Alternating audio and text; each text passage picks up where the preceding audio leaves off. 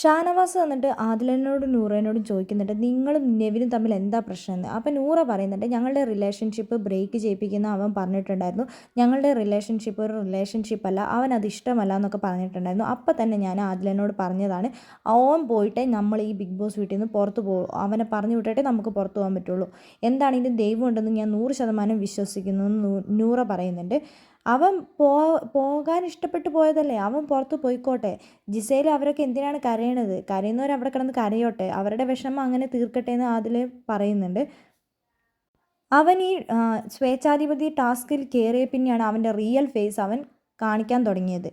അവനാണ് അവൻ്റെ സ്വന്തം ജീവിതം നഷ്ടമാക്കിയത്, നമ്മളാരും അല്ല. അവൻ പോകണം എന്ന് പറഞ്ഞിട്ടാണ് അവൻ ഈ ബിഗ് ബോസ് വീട്ടിൽ നിന്ന് പുറത്ത് പോയത്. അതിന് നമ്മൾ ആരെയും കുറ്റം പറഞ്ഞിട്ട് കാര്യമില്ല. അവൻ പോകണമെന്ന് പറയുന്നവർ പോട്ടെ ബിഗ് ബോസ് വീട്ടിൽ നിന്ന്, അതിനിവിടെയുള്ളവർക്ക് എന്താണ് പ്രശ്നം?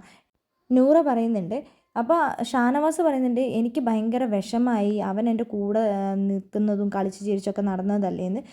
ഞാൻ എപ്പോഴും ക്യാമറയുടെ മുമ്പിൽ പോയി കരയുന്ന ആളാണെന്നാണ് ബിഗ് ബോസ് എന്നോട് അവൻ പറഞ്ഞുകൊണ്ട് നടക്കുന്നതെന്ന്. എന്നോട് ബിഗ് ബോസ് ഇങ്ങനെ നിൽക്കാനാണ് പറഞ്ഞിരിക്കുന്നത്. അപ്പോൾ ഷാനവാസ് പറയുന്നുണ്ട്, നീ അവിടെ ഇവിടെയൊക്കെ പോയി കരയാറില്ല, അതൊന്നും കാണാറില്ലെന്ന്. അതൊന്നും ഞാൻ ക്യാമറയിൽ നോക്കിയിട്ടല്ലല്ലോ കരയുന്നതെന്ന് പറയുന്നുണ്ട്. ഇവിടുത്തെ ക്യാമറകളൊക്കെ അത് കാണുന്നുണ്ടല്ലോ എന്ന് ഷാനവാസ് പറയുന്നുണ്ട്. ബിഗ് ബോസ് എന്നെ വിളിച്ചപ്പോൾ എന്നോട് പറഞ്ഞത് ഇങ്ങനെയാണ്, ഇങ്ങനെ കരയാൻ തോന്നുമ്പോൾ കരഞ്ഞോ എന്നാണ് പറഞ്ഞിരിക്കുന്നത്. എന്നോട് ബിഗ് ബോസ് പറഞ്ഞതാണ് ഞാൻ ചെയ്യുള്ളൂ എന്നാണ് അനുമോൾ പറയുന്നത്.